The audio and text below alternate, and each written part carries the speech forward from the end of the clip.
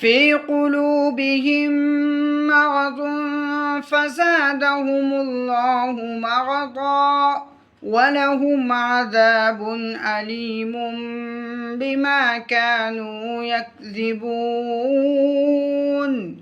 وإذا قيل لهم لا تفسدوا في الأرض قالوا إنما نحن مصلحون